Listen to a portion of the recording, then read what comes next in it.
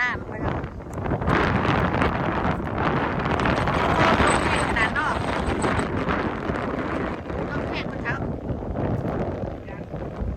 ห่วยมันดุจะปิวผู้ได้เนี่ยป้าตูนี่มันหลอกเบิ่งน้ำมาเด็ดมีหอยไว้จัก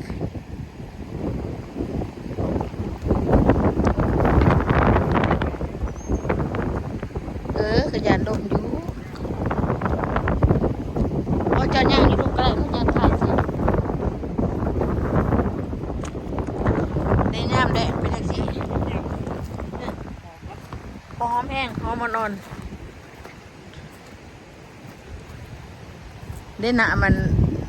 มาตึกเบ็ดหวยอันหวย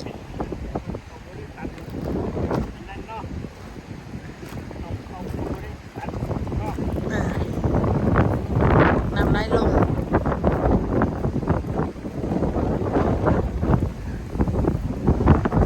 โอ้ลมแห้งขนาดพี่น้องลมแห้งโพดพ่อเจ้าลมแห้งโพดเลยลมแห้งแห้งจนบ่อยากย่างบ่อยากได้อากาศดีขนาดพี่น้องนั่งถ่ายอยู่วะเนี่ยพี่น้องแนบไปทางน่ะชายน้ำในไซส์แต่เนาะ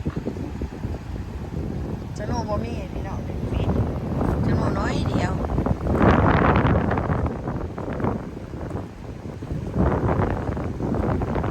จะโน่น้อยเดียวเลยพี่นี่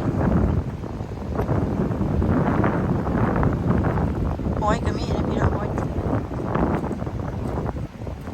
แต่บนมีบ่มี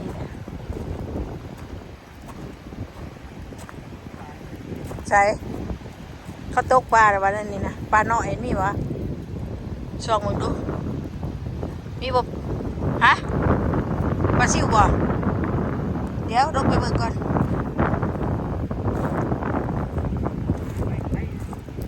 โดยไปทุกทีโมเมนต์นะบ่ได้มาตึกปลานี่เนาะใช่เลยปลามันเด่นน้ำใดน้ำใสสิปลามันก็เห็นตะคุยมันนั่นแหละพวกคอยมาพากันมาเด่นน้ำแก้มมาแดงมาอาบน้ำเนาะ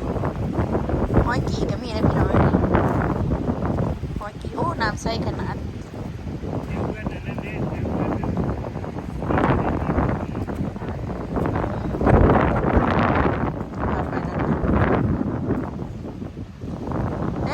ฮอจีบ่นี่โอ้จุกโคอยู่ขนาดฮอจีเด้ฮอจีมีได้นี่นะได้หน่อยนี่บักแกเบิ่งตรงนี้นี่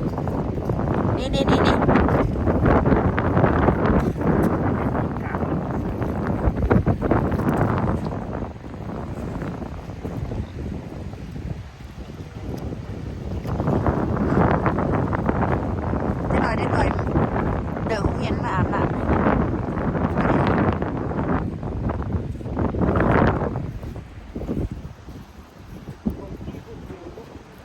มันเป็นหาดมันช้ำเช่บ้านเฮาน่ะเนาะเนาะช้ำเช่บ้านเฮาน่ะอันนี้ก็ได้เช่ซ้ำซอยบ่เช่โดนกับบ่แม่นเช่โดนมันใหญ่กว่านี้เช่ซ้ำซอยเช่หมกไผ่นี่ล่ะเช่หมกไผ่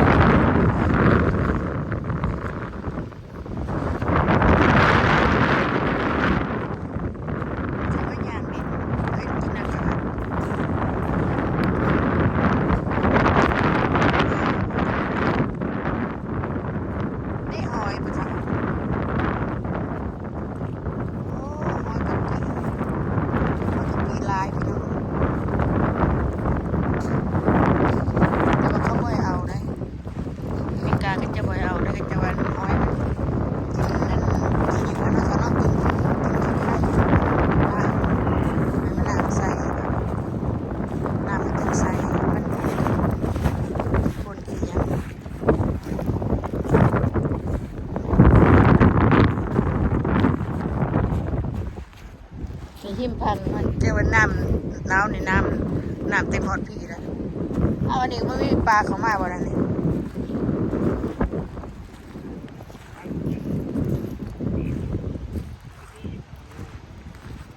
เขาบ่มีลายเส้นเอาบ่ได้มีลายเส้นเขาบ่ทันมีลายเส้นเขาบ่ได้ซื้อเขาบ่เอาดอกนี่ก็บ่เอา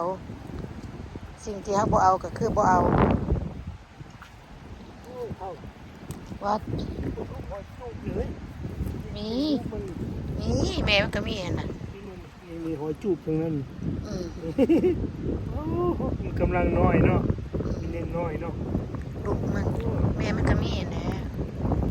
แม่มันก็ยังอยู่ในนี้แหละเห็นมันก็ปั่นอยู่บนโลกจะหอยตายก็ยังไม่ตายบ่ได้ถามเขาเจ้าตำรวจว่าเอาได้บ่ก็แม่หน่วยใหญ่ก็ออกมาใช้มันก็อยู่ในนี้หน่วยใหญ่ก็เลยหาเบิ่งหน่อย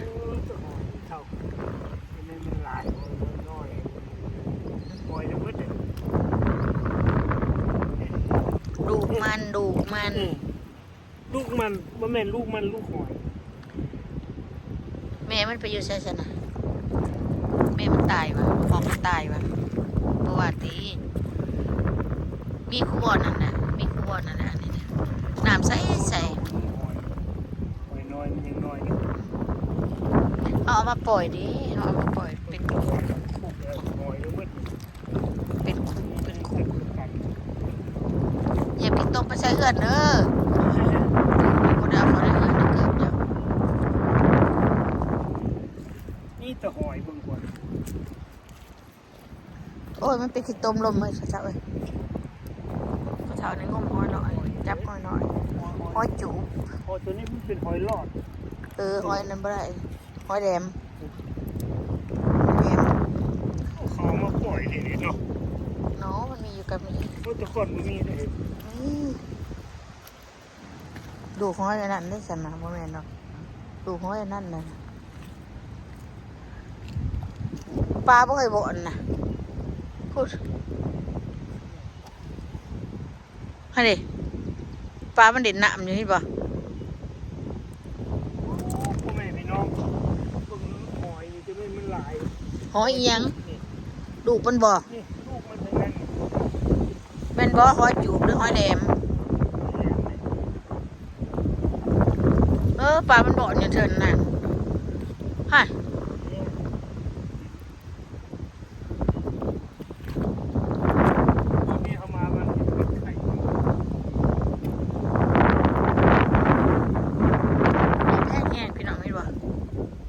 ลมขนาดนี้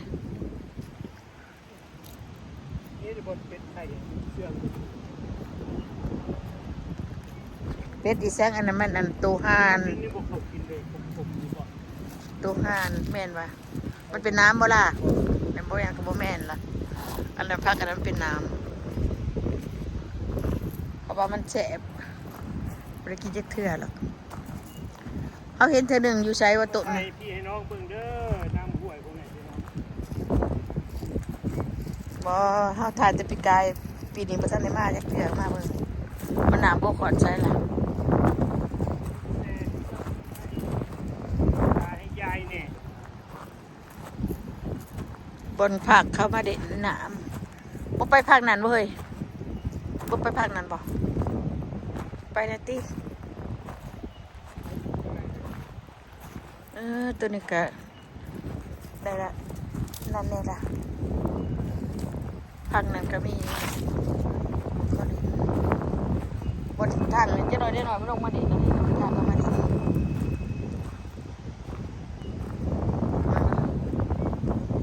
ไปบนมาเปลี่ยนจะสิแค่ไหนบนนมๆจะพาไปไหมบนได้หน่อยนี่นี่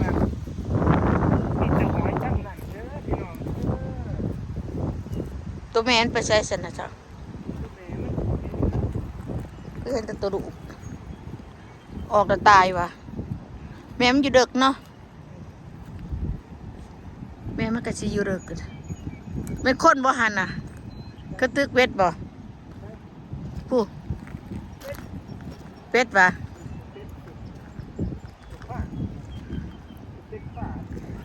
มาเที่ยวหวยพี่น้องพาพี่น้องมาทัวร์เที่ยวหวยน้ำกันยางกระจกกระเจกมันตีกันโทษเด้อพี่น้องเด้อขอโทษขออภัยหลายๆพี่น้องห้อยอันนี้ก็มีนี่เท่าห้อยเด็กตักนี่เปลือกมันนี่นะนี่ห้อยเด็กตักนี่ห้อยเด็กตักอันนี้นะใช้ส่งข้าวยามาลูกหมดอะไรกันใช้ส่งข้าวจันมาที่ลงไปเบิ่งอยู่ดุมเนาะเท่าเนาะใช่เกิดวันนี้มาลูกหมดอะไรเปียกเกือบแพ้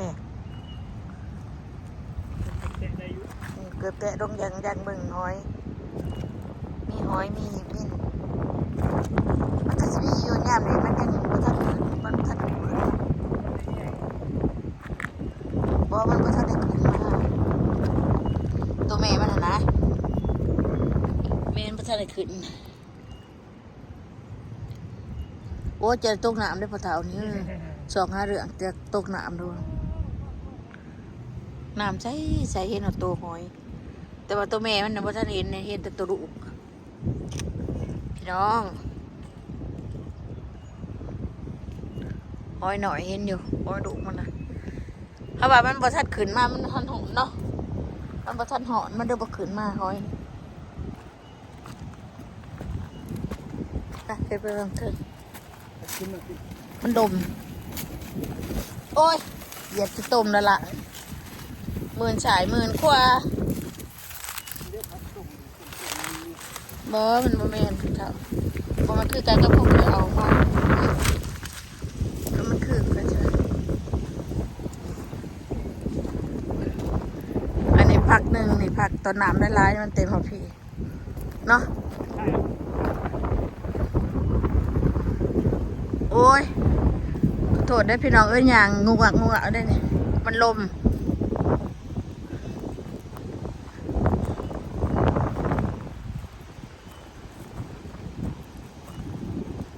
มีผักบานบ่พ่อเฒ่าแม่เบิ่งมีผักบานบ่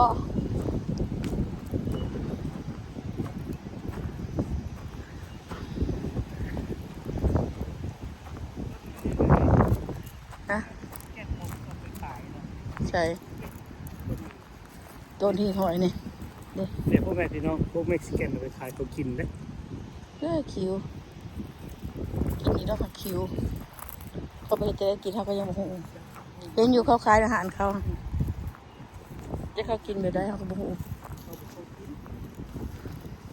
ก็เขากินเอาบ่เคยกินนะบ่กิน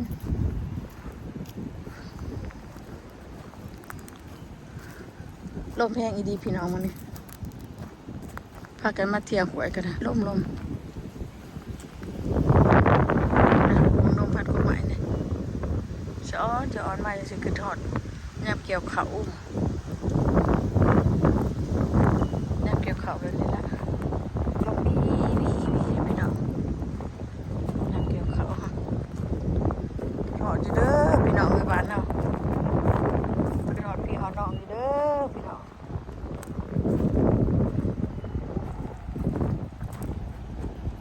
ยับเกี่ยวเขาเกี่ยวน้ำผู้ประกาศพักชีมาวาดแท้เลยคือขากเท่าพระเท่าได้ประกาศห้องนี่นะประกาศห้องนี่นะเห็นเขาเก็บไปกินอยู่นี่กินประกาศนี่หลอกมันเก็บปลาดุกกินอยู่กับตึกกระปะเป็นประกาศได้พี่น้องมันเป็นประกาศจองมัน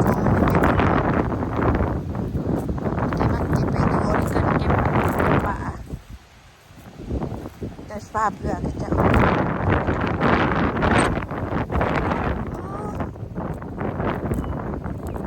ลมแรงนะพี่น้องเนาะพามากินอากาศกันเลย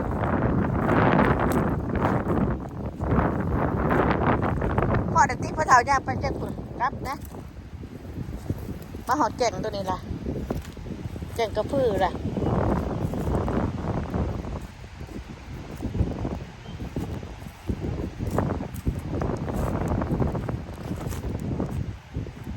ยังไม่ไล่ขอดมไล่ ขอจังว่าจะใช้ไลท์มาเนี่ยเต็มอยู่มันเช้านะอ๋อแกนกระพือแล้วอะไรใช้ตัวอ่าน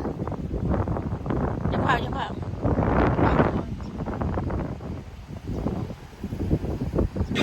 ใช้ห่านโอ้ตื่นเด็ดโอ้ ใส่มันเนี่ย เอาเอาห้องมันมา แล้วก็ไปทาง ห้องเป็นออกตัวห่าน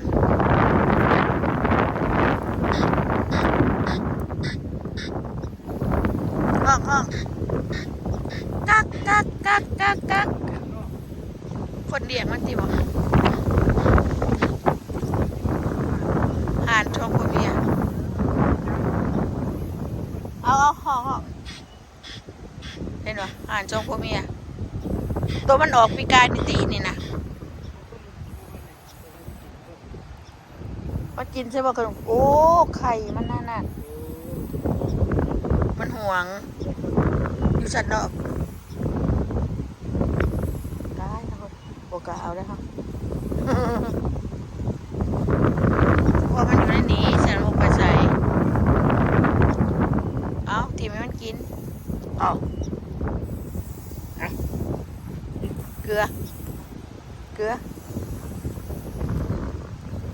มันกินใช่ไหมมันจะกินเค้กกับปจัก ครับจริง ปอดจะปากมันนะครับปอดจะปากมัน ให้มันกิน พวกกับเมียมันเลยบอกพี่น้องถ่ายห่านด้วยในคลิปห่านนะมันนี่ตัวบัก บุ ใหญ่ ญญาคนในพ่อแม่พี่น้อง มันห่วง มัน ใคร มีไฟเฮ็ดอย่างให้มันบุญญา โอเคนะพี่น้องอยู่ดีไม่แห้งเด้อพี่น้องเด้ออย่าลืมกดไลค์กดแชร์กดติดตามพี่น้องนี่มันจะกินขนมดันนี่เด็กกินแล้วเนี่ยโอ้กินได้เถาบ้านโดนเอาให้มันดีก็ให้มันดีไหมมันหิวด้วยนะมันเผาลูกมันนี่เนี่ย อ้าว โยนให้มัน กิน ตัวผัวกับเมียอะไรเนี่ย อ้าวกิน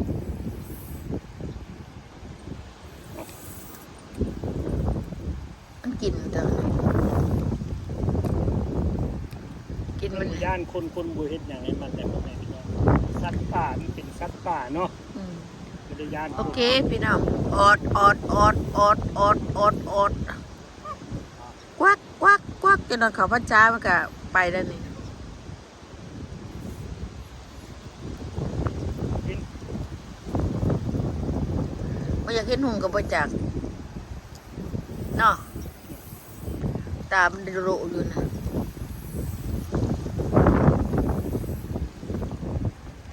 โอเคพี่น้องอย่าลืมกดไลค์กดแชร์กดติดตามพี่น้องพามาเที่ยวเนี่ยโอ้อยู่ดีแม่งเด้อพี่น้องเด้อบาย